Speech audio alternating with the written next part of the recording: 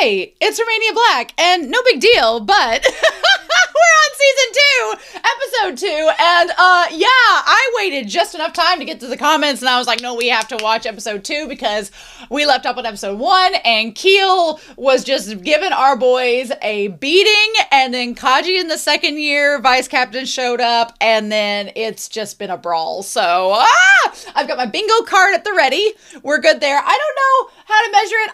I've been snowed in, so I haven't been at work today because I was going to print out the bingo card so that I could keep track of the blackout, but I'm snowed in and our work was canceled, which great for me. I get to stay home and react to this on my day off. But in any case, I guess when I get it printed out, we'll have to do a blackout and see where we're at, because I remember some of the things that we saw from last episode, and I'll go back through and all that. But I have some comments before we get started with episode 2 from the season finale last 2 weeks ago. And so now we're going to start fresh with the comments. MKTN for episode 13 said, Sugera to me is just a gay dude who doesn't realize he's gay because he thinks every man is interested in guys that way. Sugi, honey, no, they are not. You'll get there someday, buddy. Maybe Suge just needs to go on the set of Heated Rivalry for about a second or two, and he'll catch up. I love Suge, but yeah, he definitely, it's giving Tobias where Michael's like, have you listened to yourself talk? It's giving that. Siri, 2552 for episode 13 says, talking about KEEL, we also get to see what's going on with Anzai. I don't know if you remember, but in previous episodes, Anzai had also appeared, and he was the one who told Sakura that even if he was a grade captain, he was still a member of their class. That's why I always saw him as a cheerful person. So see him now struggling like this broke my heart. Yeah, I did not realize that Anzai was the guy that told him that in episodes prior. So that's a nice callback to bring him into this. Black Widow Queen for episode 13 says, love the little exchange at the end between Sakura and Tsuchiya. Our boy is learning to open up, but share his food? Unthinkable. Sakura sometimes truly feels like he eats as if he doesn't know where his next meal is coming from. Not only very stray cat coded, as we've said with Sakura, but also maybe giving a little bit of insight subtly into his home situation before coming to Bofurin. Maybe he didn't know where his next meal was coming from. I feel like at some point that's going to unravel even more with Sakura, his backstory, but we're not there yet. And then finally, Thea Victoria Martin says, I totally agree that they may be pricks, but you can't deny the drip. KEEL's color scheme is very striking and makes my eyes very happy. I swear, these delinquent gangs have more access to A-list fashion designers than most of us common folk. Same with Shishitorin and their jackets. I know, right?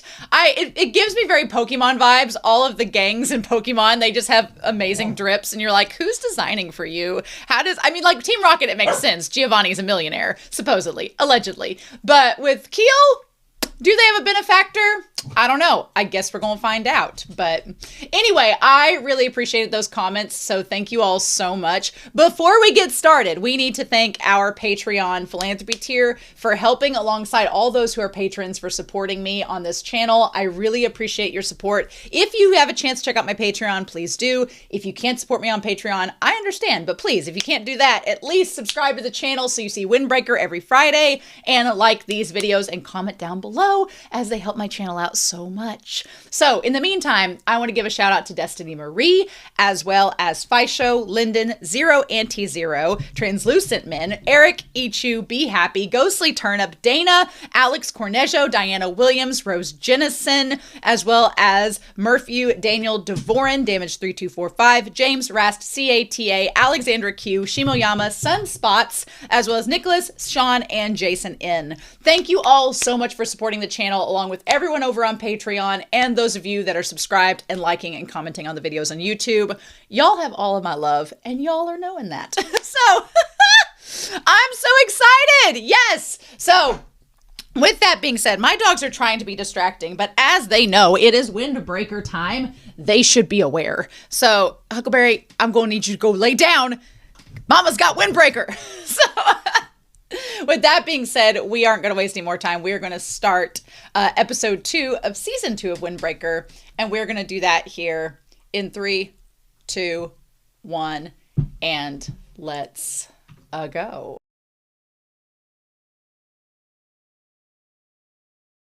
Ooh, Okay, well, I can see why they made the cliffhanger for season 1 the one that they did, and starting us off with this 2-parter of this battle against Keel. I will be honest, my only kind of critique of the entire episode is that it felt like we had to wrap up everything in this episode, and so Keel had to kind of get wrapped up. I'm not mad at it at all. I just felt like with the main guy, Notori, we didn't get a lot with him. I was expecting backstory. I was expecting him and Kaji's situation to get more in development. So this very much felt like we'll come back to this dynamic between Kaji and Notori later. Like we're going to touch on it now. We're going to put it out there. Notori is kind of messed up, but I kind of want it to be sort of we got a little hint of Notori and we're going to come back to him later. We're going to come back to him later in the series and get more on him. Because if he was just kind of like a flavor of the week villain, I don't know how I feel about that. Because I don't want him to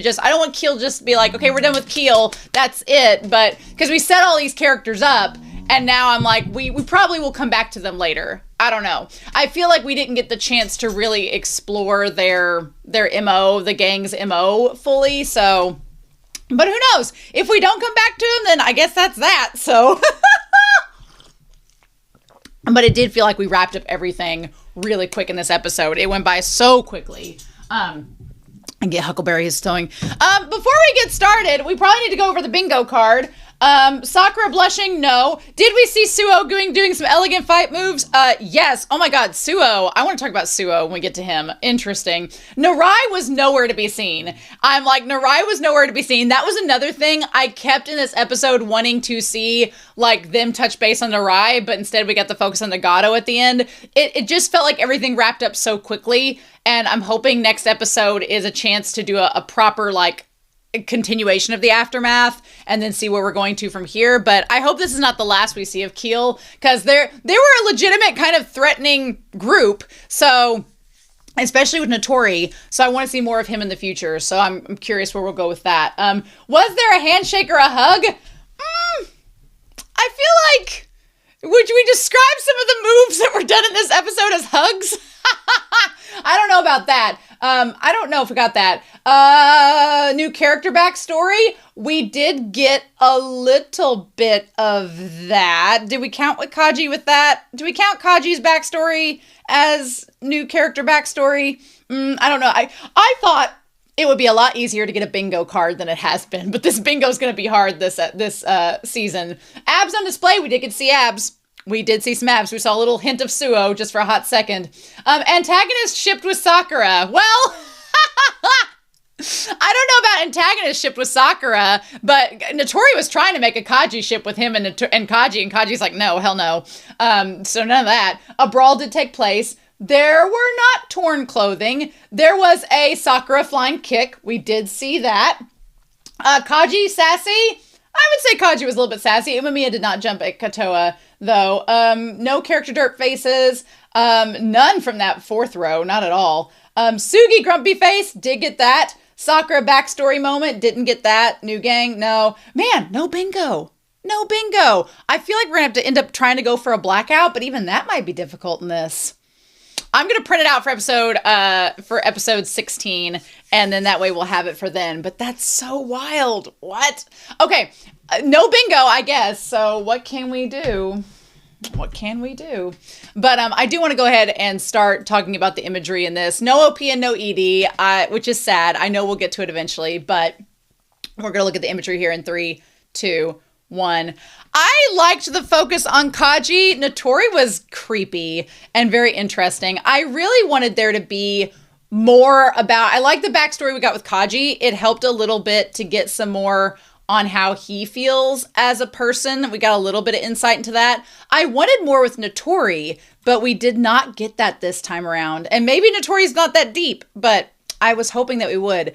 So it's interesting to see someone else that's not Umemiya being kind of revered and wanted to be fought against like Kaji is, because Notori is like, I wanted to duke it out with somebody like you because I think we're both very similar. And Kaji's like, well, no, we're actually not. He's like, don't you think we would get along? Maybe Notori is not that great. I mean, he didn't have an interesting hair color. He wasn't a polarizing black or white hair color. He was just kind of like brown.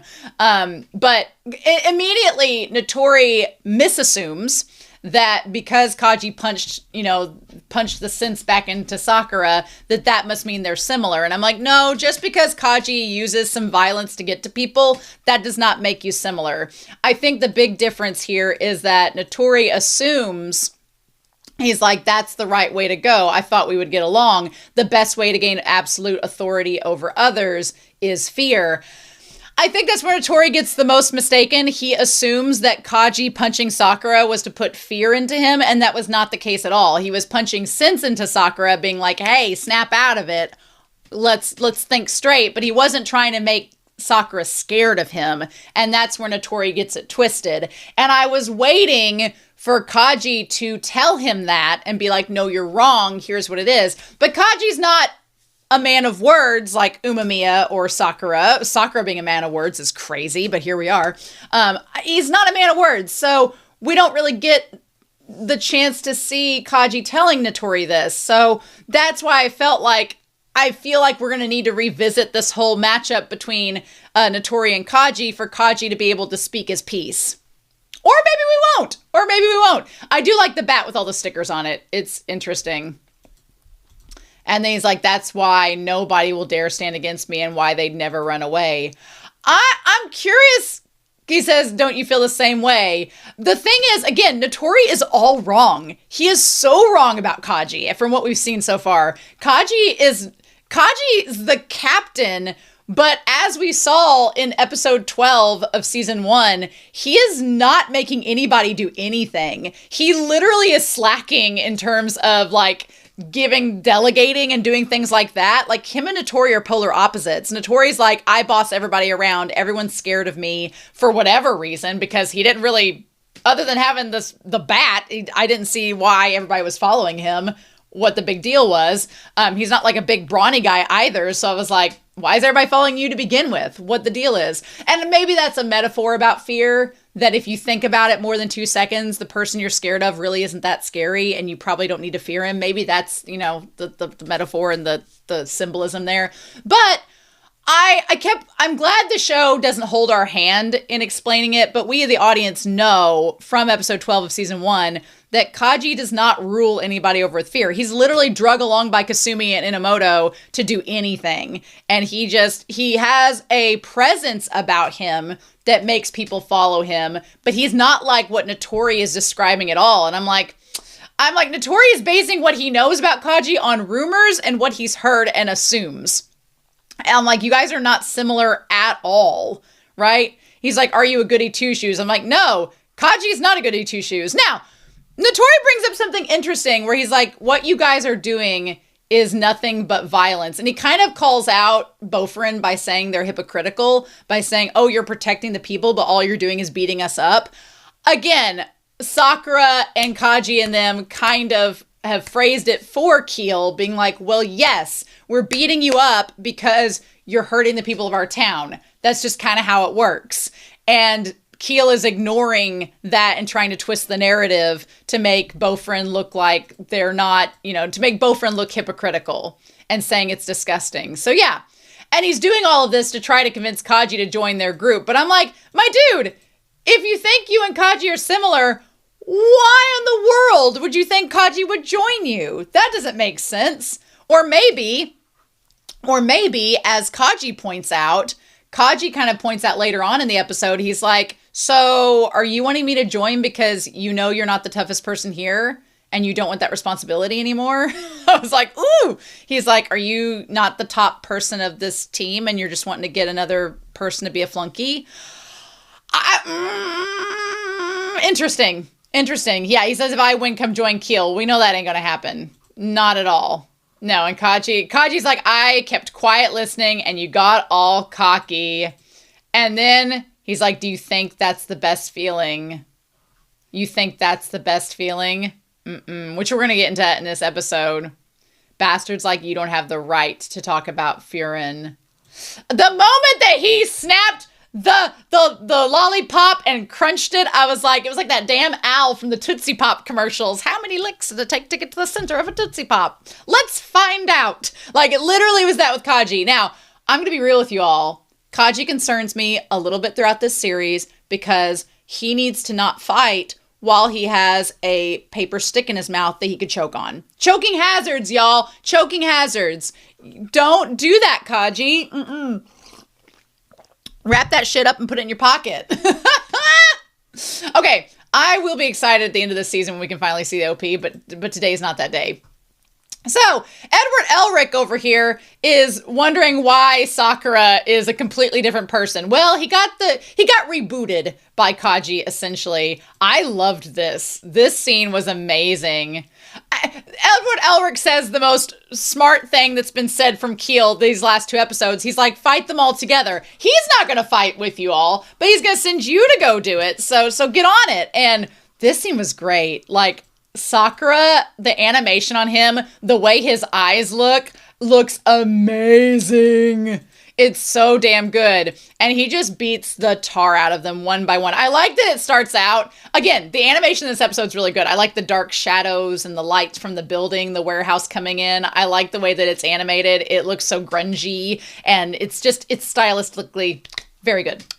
But yeah, Edward Elgar's like, oh, we're good. And then nope, Sakura just punching the crap out of these guys one by one. I like that it slowly keeps panning back to him and he's like, uh-oh.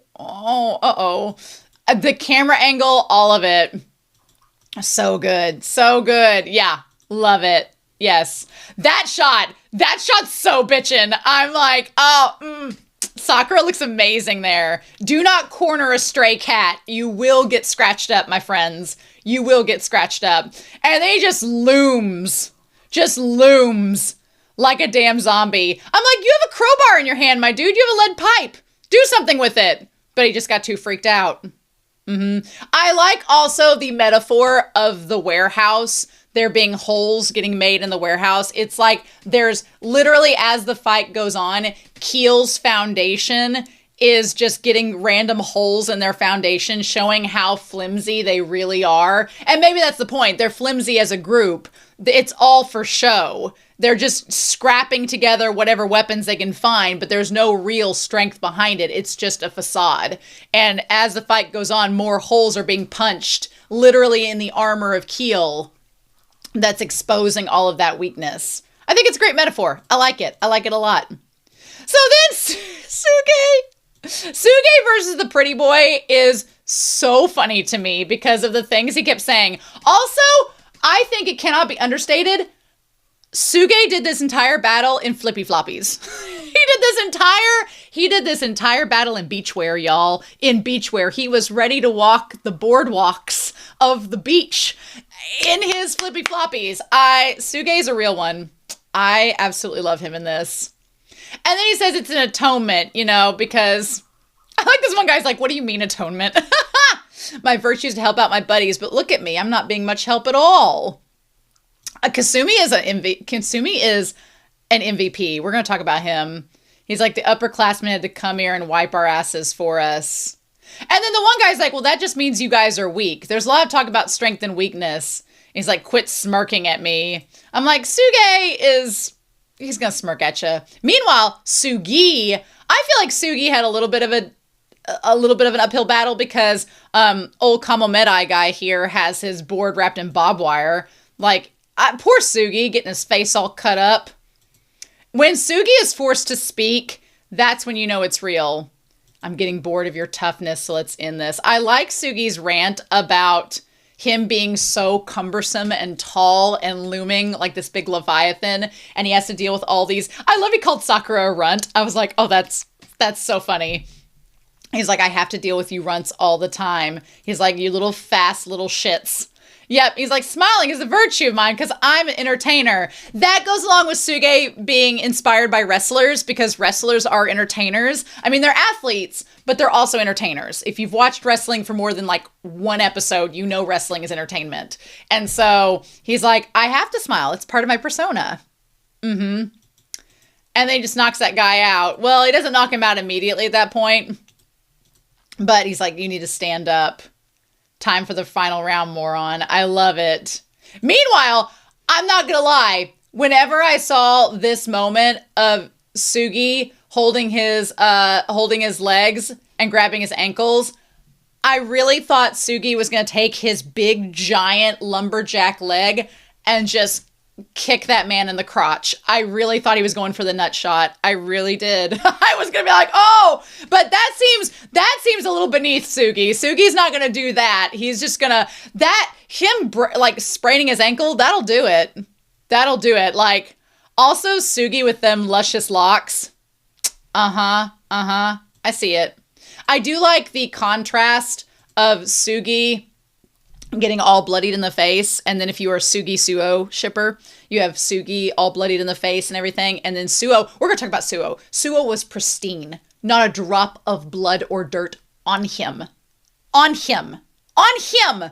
So, yes, everyone scurries around so much. I love it. Tiny, fast runs. Oh my god. Saki's like, it pisses me off. Sakura's like, me? A runt? Meanwhile, I like that something that KEEL is kind of described as throughout this is they're constantly searching for weapons. They're like that. I mean, Bofurin is relying upon their fists. They're literally relying upon their own strengths in the fight. Whereas KEEL, you could argue that KEEL's not really that strong technically because they're having to rely upon weapons. You could call them resourceful, but you could also say that they're not as strong as they claim because they're having to rely upon weapons.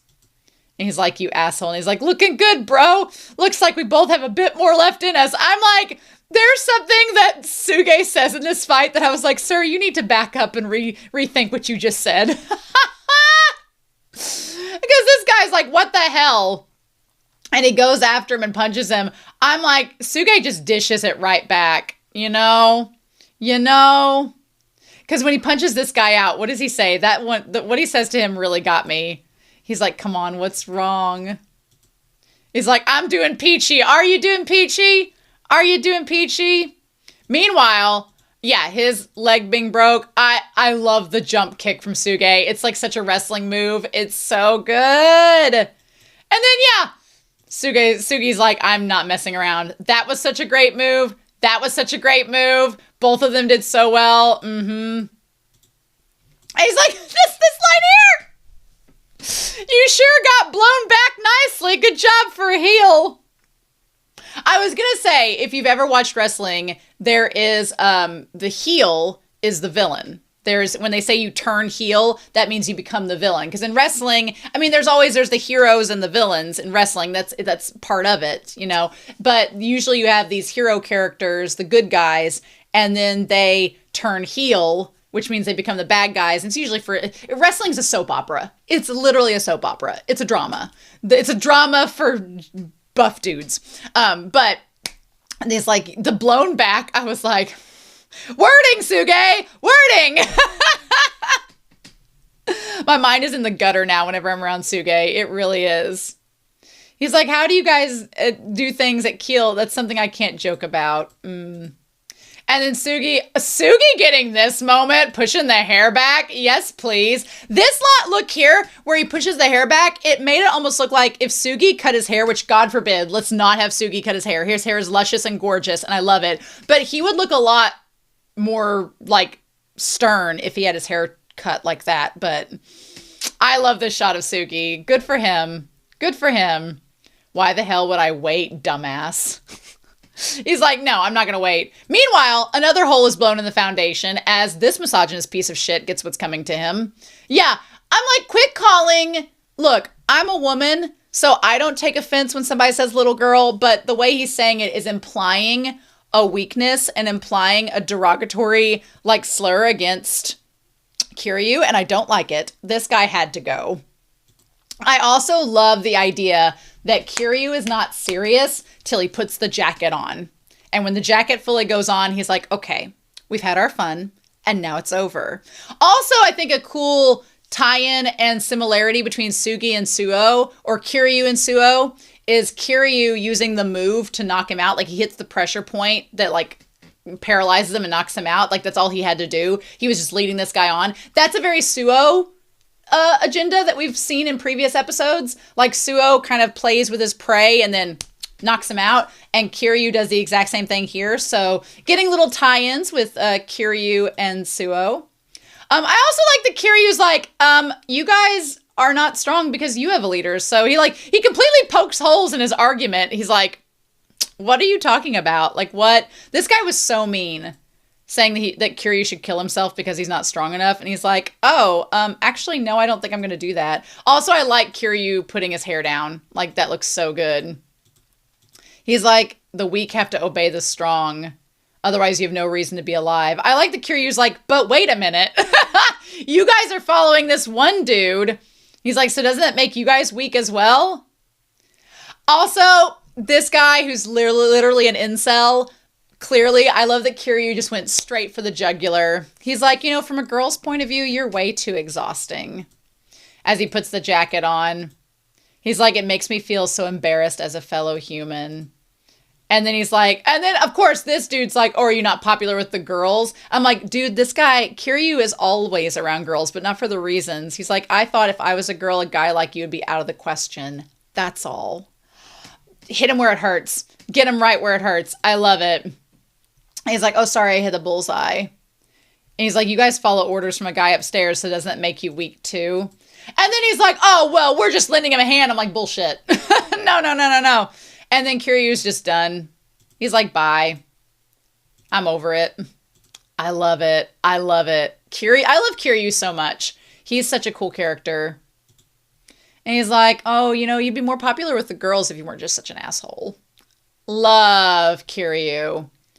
And he's like, well, I normally wouldn't, knock you out when you're just stuck there, but I've got to go help everybody else, so bye.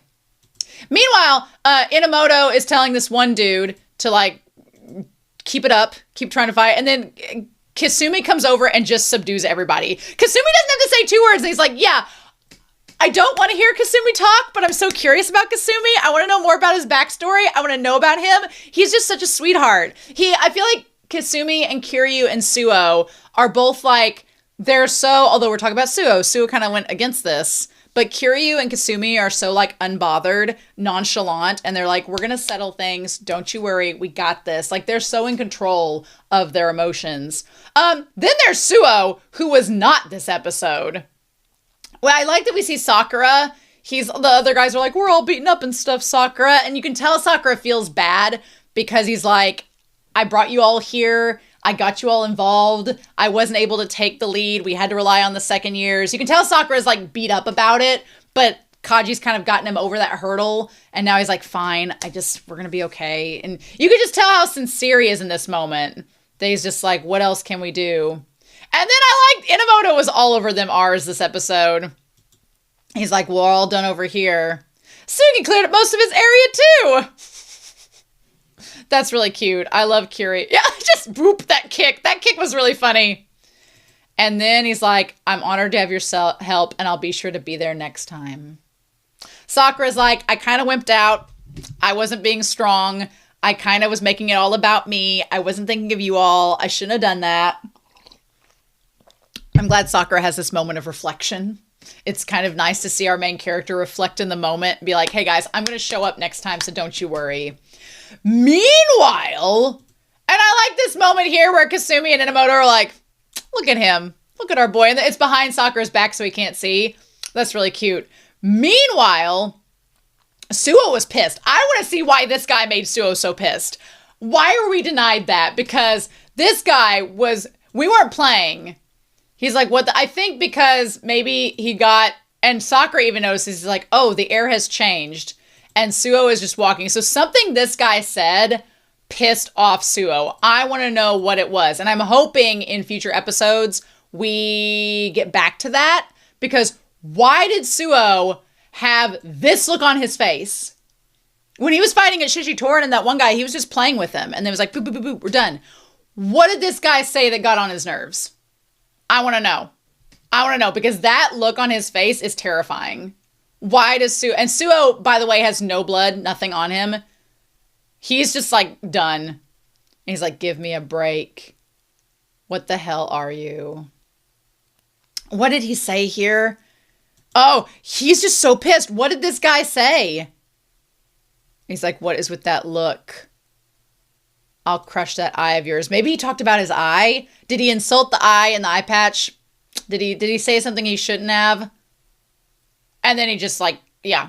I wouldn't describe Suo's moves as elegant this episode. It was pretty direct and to the point. And he was gonna, like, he was knocked out and Suo was gonna punch him. Like, Suo was getting real mad. And Sakura's like, whoa now. For Sakura to be like, hold on now. Let's not get crazy. I like that he stops him. He's like, and Suo asks, what is it? He's like, that's enough. He's passed out. Let's not. He's like, you're so calm. I want to know why Suo got this way. What made him so angry? He's like, you don't get irritated after being treated like this? Okay, yeah. And he's like, well, of course I am. Maybe Suo just got mad in the moment, and this is Suo being legit mad. That's kind of scary. And Sakura's like, yeah. He's like, you were over there fighting while I was having a moment with Kaji, so you don't know last episode that I went through the same thing. He's like, I can't help but get pissed off. Also, I want to point out the height difference. If you're shipping, the kissable height difference is kind of perfect there. I'm just pointing it out. He's like, I'm mad at myself. And that gets Suo's attention because, you know, Sakura having this self-reflective moment of being like, I'm mad. I'm not mad at these other guys. We showed up to fight him, but I'm mad at myself for not being as strong as I needed to be. I wonder if Suo was pissed off because of what happened with Narai.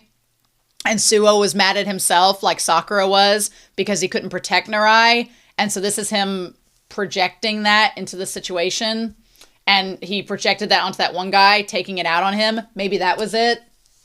And Sakura's like, hey, I'm mad at me too that we couldn't both protect Narai. I mouthed off and look what happened.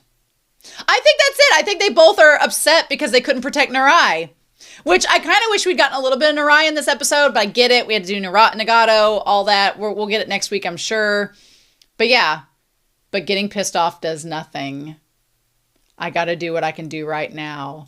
And in that moment, Sakura like strengthens his grip on Suo, and you can tell there's like a little bit of passion there. I'm like, my Suo Sakura ship senses were tingling in this moment. And so then, of course, Suo, he deflects. He's like, oh, well, sheesh, you're really hopeless, Sakura-kun. No, that reached you. You are deflecting, sir. You are deflecting from the moment. And he's like, oh, but what you say is true. I'm like, Sakura's like, hey, we were having a really heartfelt moment here, and Suo's deflecting. At some point, he's like, we don't have the time to deal with just one guy, so I'll go handle that. And Sakura's like, what? I feel at some point down the road, Suo and Sakura are going to have a heart-to-heart about things. And I want that to happen for them. I really want to see it because this scene here gives me a lot of like, ooh, there's a lot of like juicy setup with this. Especially with Suo's background, which we know nothing about, except that he's had a mentor and lost an eye. Interesting. And Sakura is like, you know, he's not the kind to really dwell on thoughts, so he's like, okay. And then he goes and takes care of it. Suo seems the type that will dwell. Suo seems a dwelling type. And him looking back, he's like, really? I'm no match against you. That is interesting praise from Suo, that he's no match for Sakura. That is interesting.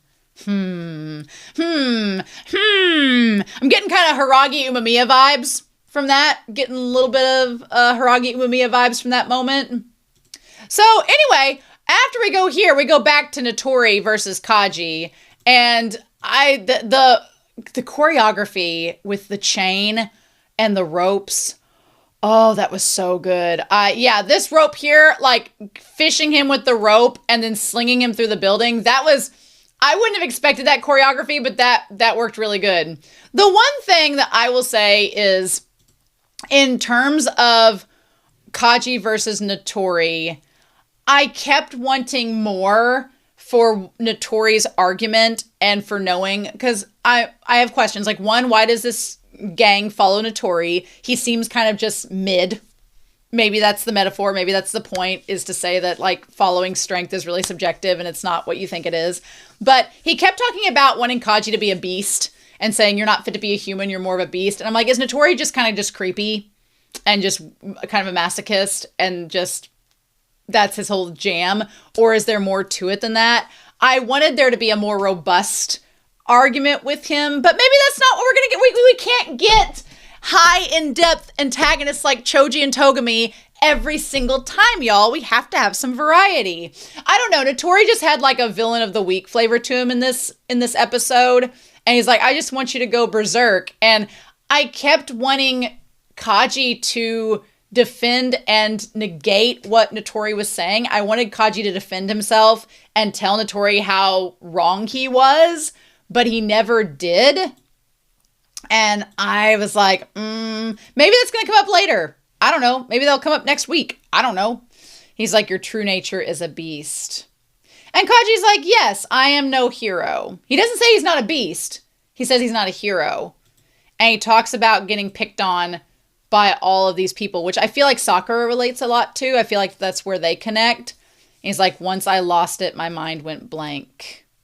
But what I liked about this moment, he's like, the next thing I knew, there was people piled all around me. And he's like, well, then you're a beast. That means you were on an amazing high. So Notori's like, well, see, isn't having a bloodlust like really great?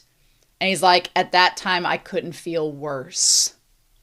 I love that he's so cat-coded. I love that in this. Also, that pose that he's in this moment, he was in that pose at the end of the last, in episode 12, whenever they rescued Risa, he was in that pose until Sakura walked up. So is that like his security, like blanket pose where he's like, I need to be in this pose to feel secure about myself after something's happened? Because you could tell he was worried about Risa when he dove into the river to get her. So maybe it was just like him coming down and that's his way of dealing with anxiety, is just, I'm dealing with anxiety by being in this like moment and pose and everything.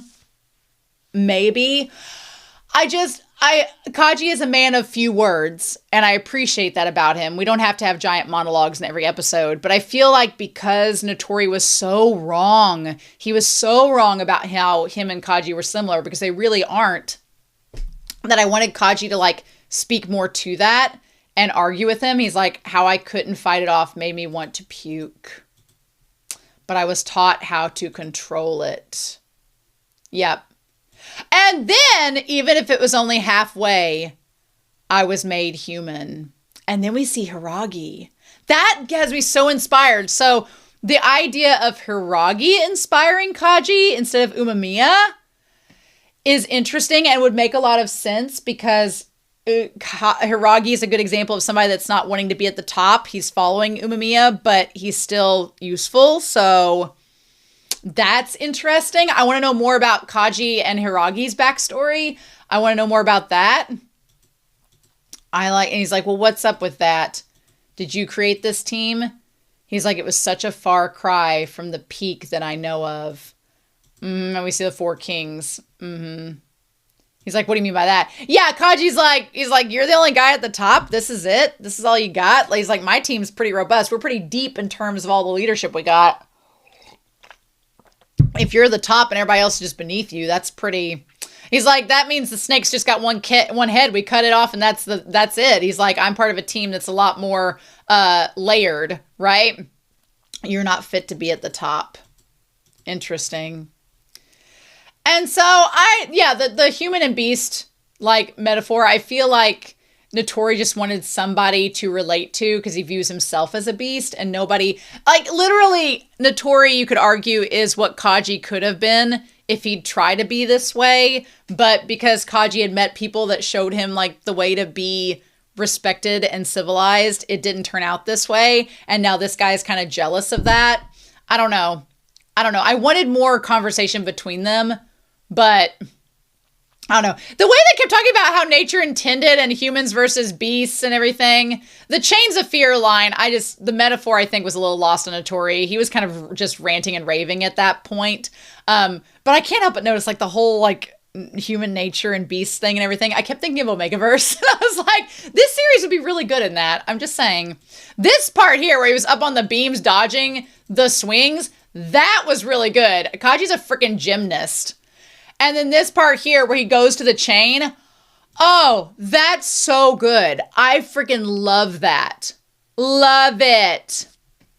Live. I live. It's so good. It's so good. That was so great. I loved it.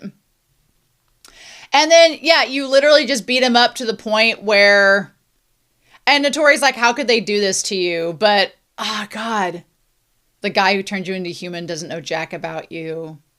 I guess Notori relating to Kaji and trying to say, like, if you kept like me, then you'd be so much stronger.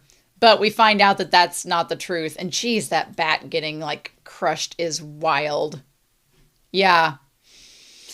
The thing that I kind of wanted for this, because Notori almost seems satisfied where he sees Kaji kind of go berserk, and that's what he wanted all along, and he keeps making these assumptions that Kaji's a monster and that he isn't human. I wanted Kaji to, like, show him that that's not correct, because I think he kind of, like, was getting off on getting beaten up in this moment. But then there's this moment where he, like, clicks the sucker, and that brings him back. I wanted more of that, but then he stops. He's like, one more punch would have made it 10. That is what Sakura asked of me, but you're not even worth fulfilling the promise to Sakura. You went down way too quick. Everybody pushing their hair back this episode. I tell you what. I don't know. I wanted more with Kaji putting him in his place, but I guess knocking him out puts him in his place. So we'll take it. And then Inamoto's like, come on, reward them. Show them that we won. And him and Kasumi are like, boop. That was so cute. Kaji's like, what'd I do? I just love Kasumi. Kasumi is so precious in this. He's so sweet. And yeah, and then Sakura's like, okay.